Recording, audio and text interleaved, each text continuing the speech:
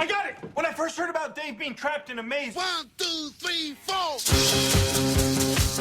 I built a labyrinth. Can you believe it? Dave is trapped in a cardboard maze in his living room and he can't get out. Welcome to Dave Made a Minute, the podcast where a whole bunch of us are exploring the film Dave Made a Maze 1 minute at a time. The twist. Many of the participants have never seen the film. Some don't even know what film they're sampling. They get their minutes and they tackle them as they see fit. Here's your host from the Groundhog Day Project and Michael Myers Minute, Robert Black. Minute 29, Annie is armed, but the maze does not like getting cut. To tackle Minute 29, we have Liz Whitaker of Mean Girls Minute along with Alyson Grimm. You come home, there's a giant maze in your living room. You're like, what the? There's a giant maze in my living room.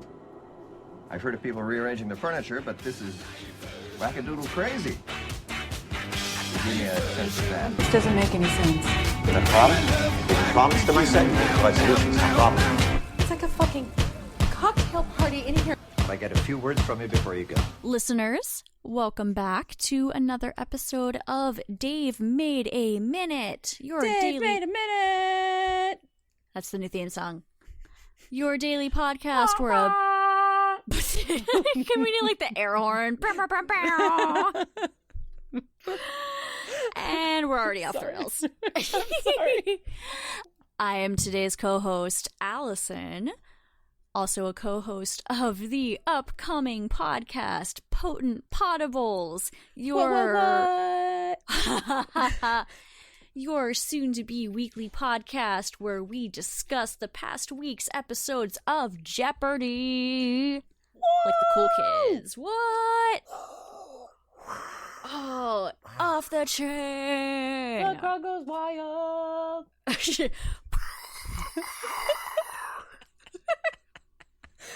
And I am hype beast extraordinaire, Liz. Also a co-host of the future soon-to-be weekly Jeopardy podcast, Potent Potables. Woo! Just an air horn.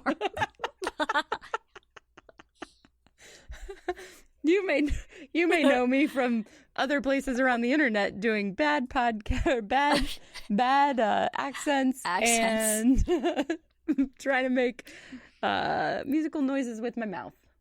Ooh. Ooh la la. So this minute opens with, I believe that is Gordon saying the traps are killing them and the Minotaur is eating them. And Who made him a fucking maze expert? Sorry. That's a really good question. I think we should dive deep into this as we get into our discussion of this minute. All right. Although I do have something else that might be more important that I want to discuss, and I will get to that a little bit later on. I have also a topic that is very near and dear to my heart in this minute. Oh. So should we open with who the fuck died and made Gordon the king of the sentient maze? Okay. Let's dig into that. How does he know so much? Is it his floppy man hair plus glasses? Do you think he had something to do with this? Do you think he is the one that imbued the maze with magic? Is he the one who turned Dave on to the dark arts? Do you think... Okay, so we know Dave's been out of work, right? Right. While he's at home in the afternoon napping on the couch, has Gordon been sneaking in and just whispering in his ear? Like Gordon's been coming over and like doing spells. Yeah, he's been laying working magics upon Dave as he's passed out on the couch. He's just been like cursing this cardboard and imbuing it with powers. Yeah, and now he's trying to play like the low-key, helpful, knowledgeable dude. But little does Dave know. Or I guess Dave's not here yet. But that's a total, like... that's a total... thinks he's a nice dude move. Yeah, trying to be helpful. Yeah, I got us into this mess but I'm going to pretend like I didn't, and like I'm the one that's going to get us out of it. Yeah, so that way I can be the hero. Yeah. But like the cool chill hero that wears a cardigan over a graphic tee. Yeah. Yeah. Pretty sure I dated that guy. I've dated that guy more than once. Mm. I'm pretty sure I've only dated that guy. Did I marry that guy? No, because the guy I married wears flannel shirts over graphic tees. Did I marry that guy? No, because I have just dogs. I mean, they do make similar noises, and from what you tell me, I think they make similar butt noises. No, you have no idea what smells I'm experiencing right now. Oh, he's toxic. There is something wrong. There's some bad juju in his belly. I wonder if he ate something weird, or if he has like weird food intolerances. Yeah, I am not sure, but his farts are so horrific that they give me headaches. I think like he's so sick, he's literally making me sick. Man. You know, it's really great when a dog is sleeping and it farts and it's so Wakes loud that it itself wakes up. itself up. His farts are never loud. They are Silent but deadly. yeah, there's occasionally a small puff of air, but you always know that they happen because they smell so rank. You can't hear them, but you can see them. Basically, you can feel the air from You them can brush across your skin. You can taste them. Yeah, it's rough. Listeners, for more of that, join in my upcoming podcast, The Human Scent a Minute. Get out. No, I told you I was going to make George host that one with me. Not Yeah. you. You're off the hook. So, also in this minute, the question is asked of how you make a minotaur. And I was wondering if there's any erotica about that on the internet. Like, there's lots of minotaur erotica, and we can get to that because I have some great examples pulled up on Amazon that I want to share with you. When you were saying, I wondered if there was any minotaur erotica on the internet, I was like, well, that means you have some for us, right? I have not written any because I did not do my research early enough to plan anything. I do not remember how the Minotaur came to be in Greek mythology. I could probably Google it right now. I'm not going to. I think it was Icarus created the Minotaur to guard the maze. Okay. So it was a bull and a woman, and they fucked. So did the woman, like, give birth to the Minotaur? Do you think the Minotaur, like, C-sectioned himself out of her stomach? Wait, how did Icarus make... okay. I think we need to... I don't know. Let's Google it. To the Google. Fine. I was just gonna wing it. Get it? Icarus. Wing it. Yeah, but then it melted and you fell and we had to look it up on Google. The first result on my Google when I type in Minotaur is Minotaur furry art. I wonder why that could be. Because I've searched it before. That's a spoiler. Oh, yeah. Oh, yeah. It was the offspring of Minos' wife and a Snow White bull. But it was designed by the architect Daedalus and his son Icarus. Oh, wait. No, they're talking about the maze. I think that's why I keep getting confused. Because they always combine it with the maze being designed by Daedalus and Icarus. I mean, most of Greek mythology was like bestiality. Yeah. And it was always really unfortunate for the woman. Right. Oh, the wife. Poseidon made Minos' wife fall deeply in love with the bull.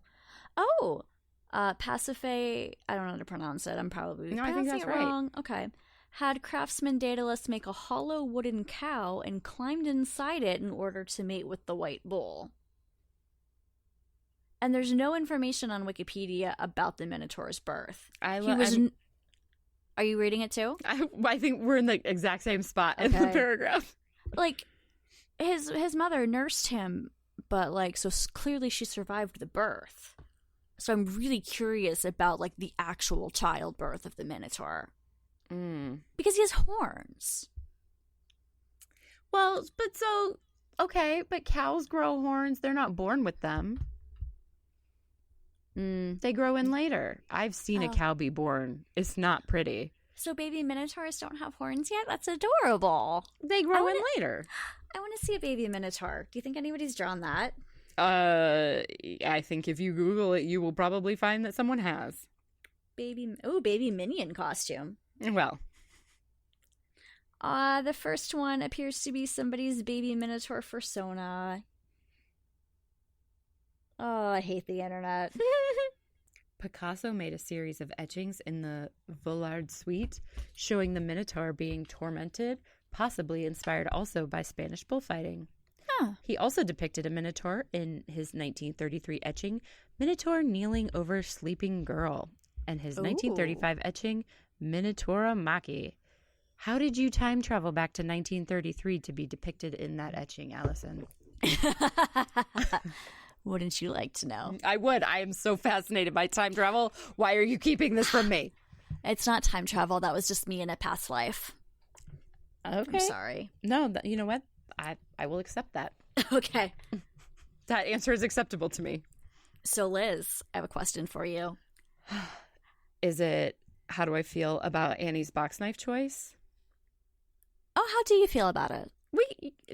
You can ask your real question if that's not actually it first. I mean, that's not it. I'm shocked. But I feel like your answer to the box knife question is going to be shorter than what I'm going for. It is the wrong kind of knife. That is a carpet knife she has, I believe. Is it? Let me look again.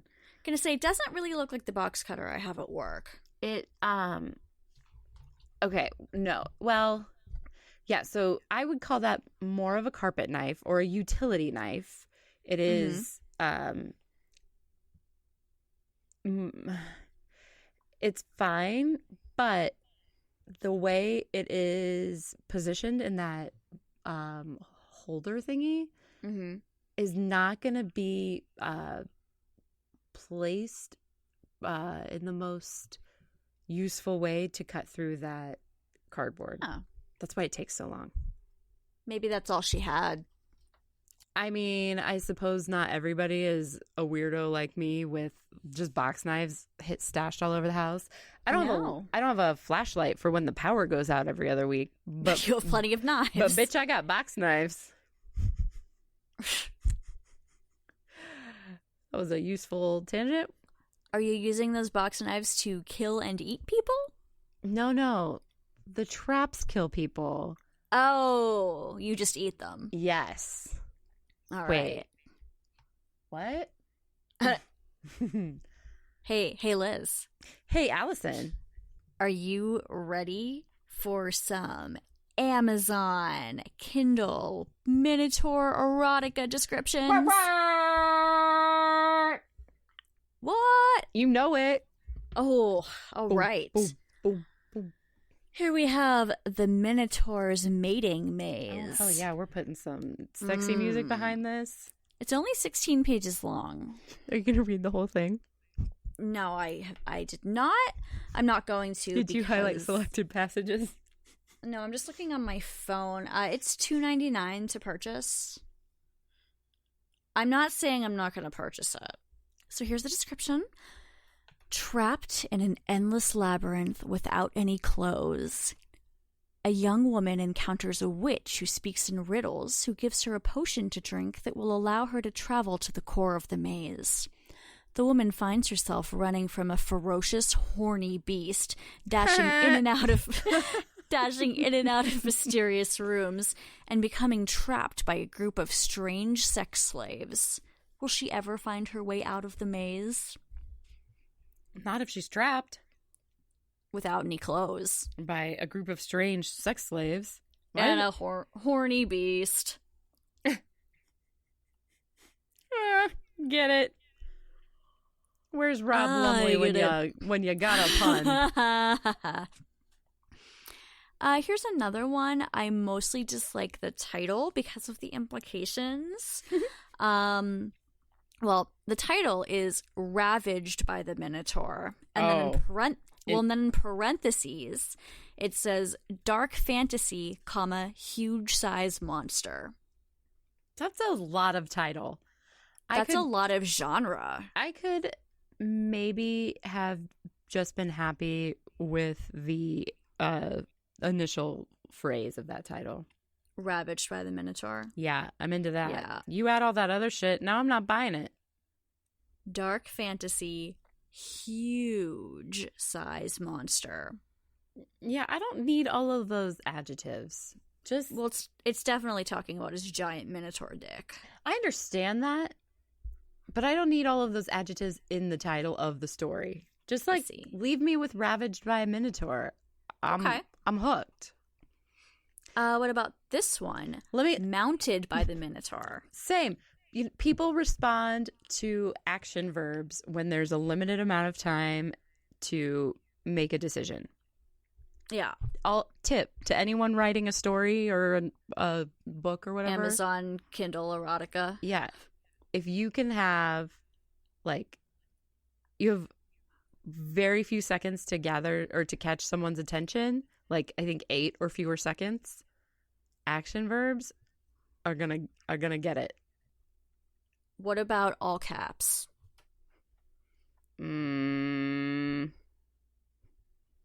What about all caps and it says big old Minotaur dong?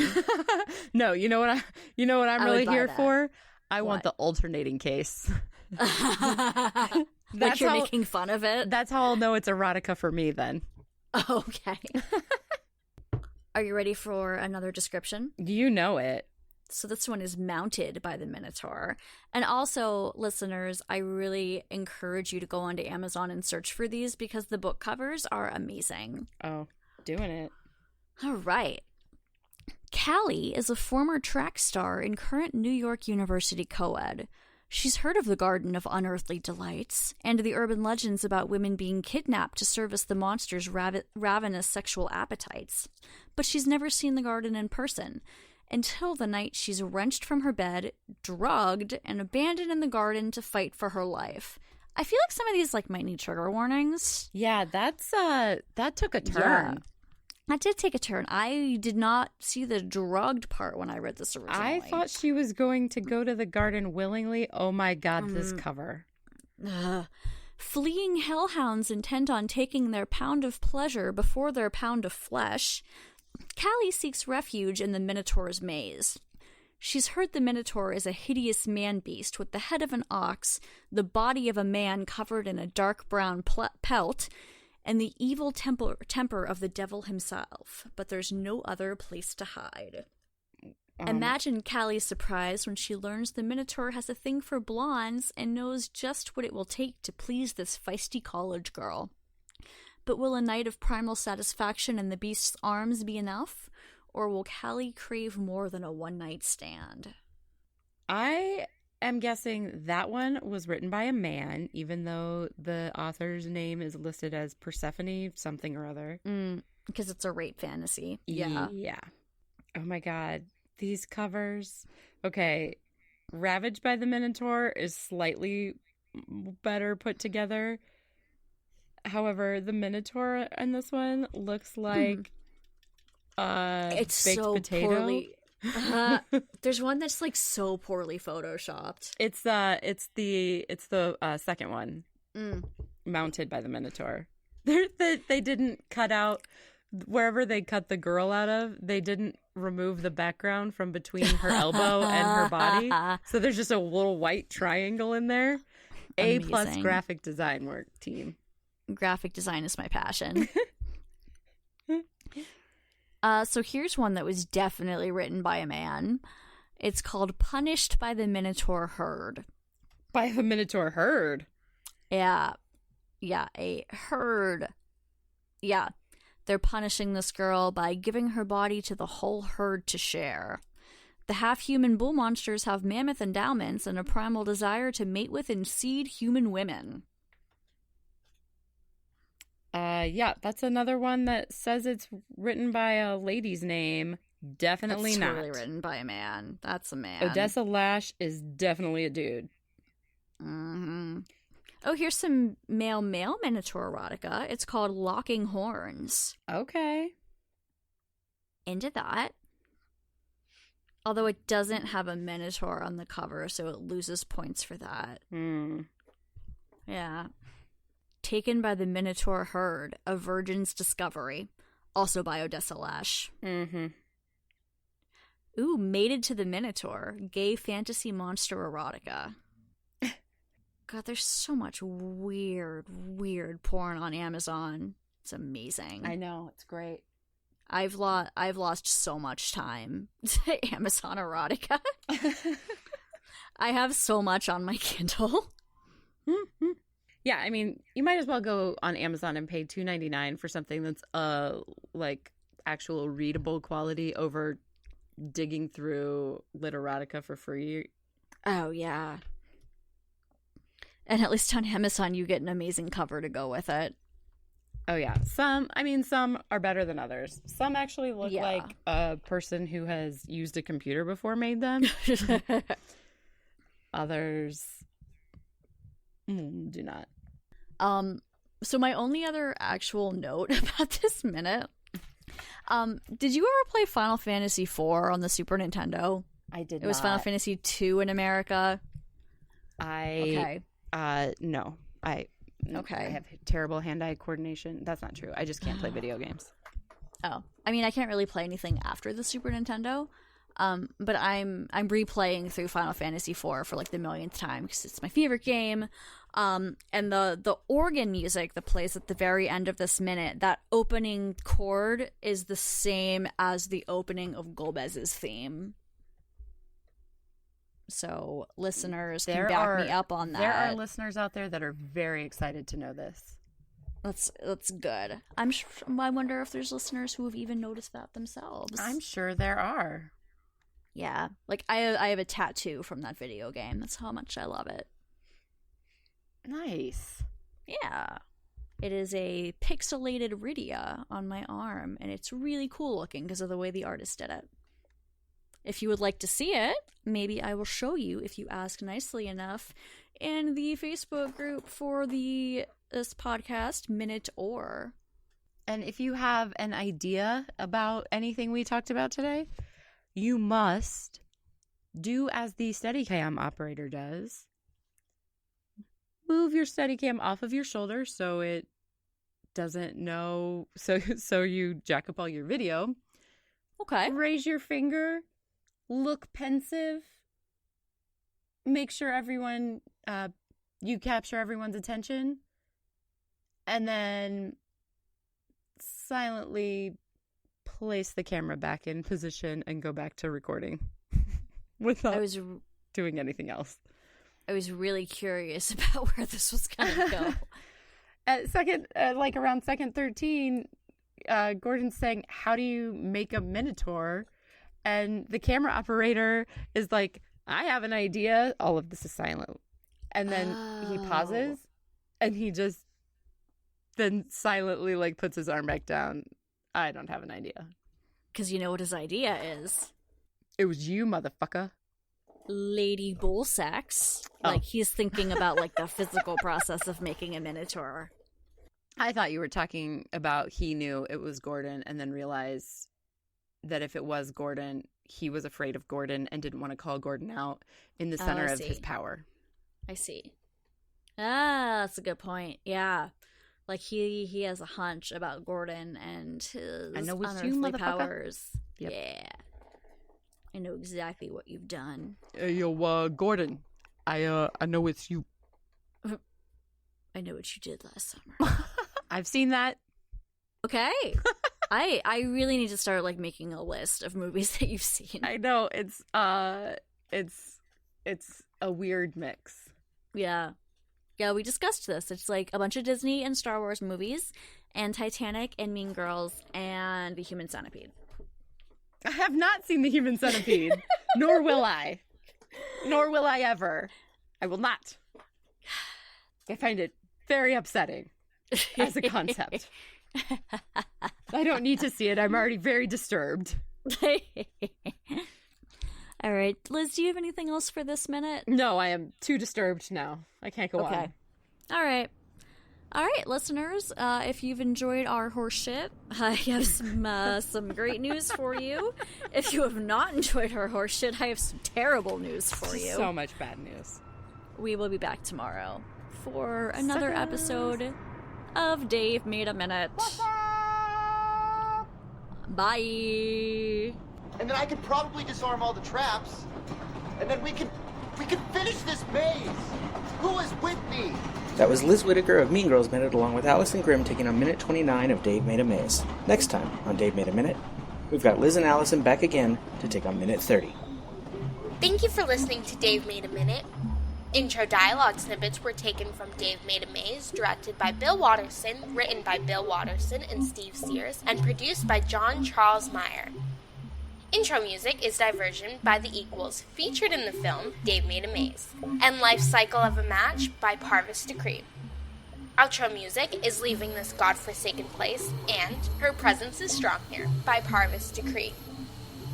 Dave Made a Minute is a production of Lemming Drop Studio and all other featured podcast producers. You can find more content at lemmingdrops.com. Check us out on Twitter, Facebook, and Instagram at Dave Made a Minute. If you like what you hear, throw us a rating and review on your podcatcher of choice, and check out all of the participants' other shows to spread the love around. Again, thank you for listening. As long as we're all working together, this is going to be fine. It's going to be great. I need you to notify the families of everyone who died here today. Totally. Wait, what?